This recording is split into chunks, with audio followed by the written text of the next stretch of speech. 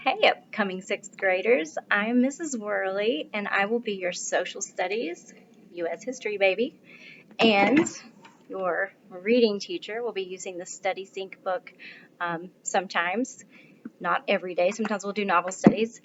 And I'm most excited about sharing my library with you.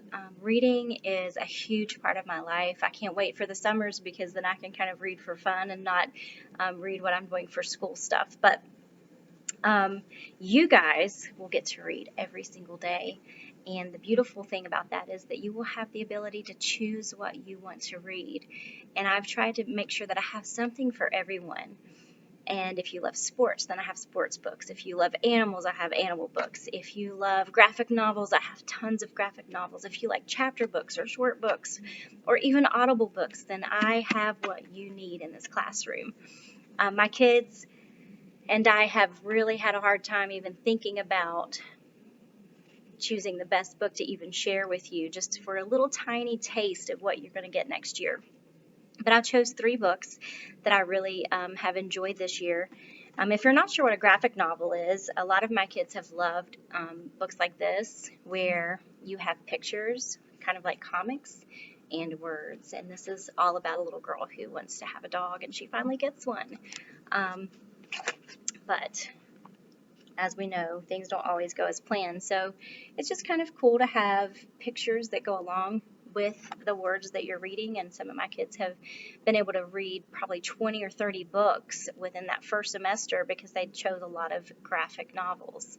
And then, of course, I have kids who have absolutely fallen in love with Kwame Alexander. He writes a lot of sports books.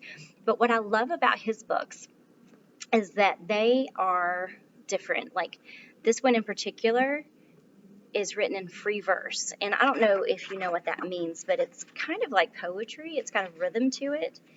And it's not just like paragraphs from left to right. I mean, look at how this first chapter is written.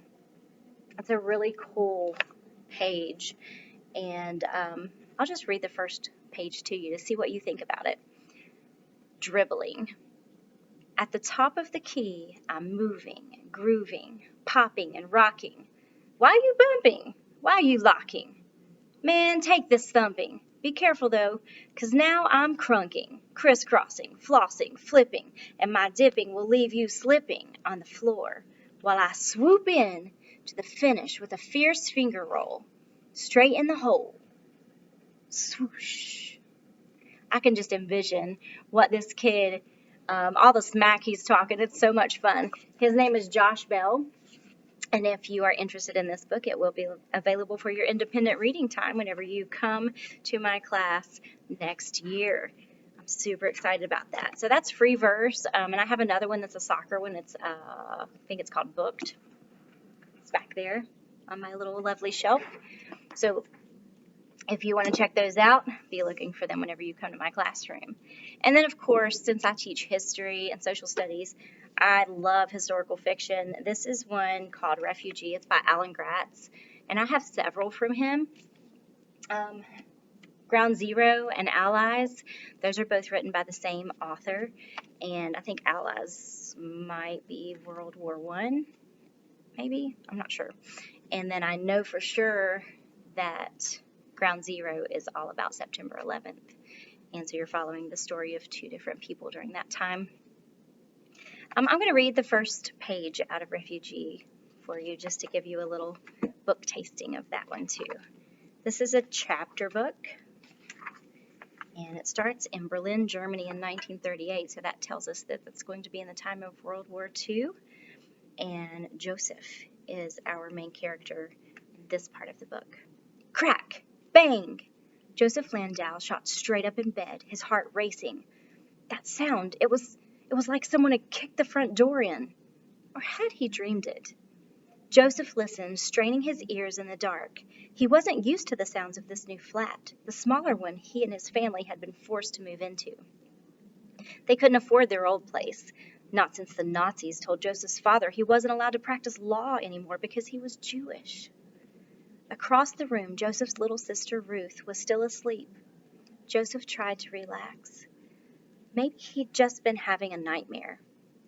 Something in the darkness outside his room moved with a grunt and a scuffle.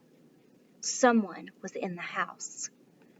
Joseph scrambled backward on his bed, his eyes wide. There was a shattering sound in the next room. Crish! Ruth woke up and screamed in sheer, blind terror. She was only 6 years old. "Mama!" Joseph cried. "Papa!" If you want to find out what happens to Joseph and the other 2 refugees in this book, you definitely need to check it out whenever you come. I can't wait to meet you. I can't wait to teach you and learn with you, and most of all, read with you. I hope you have a great summer. Read some books.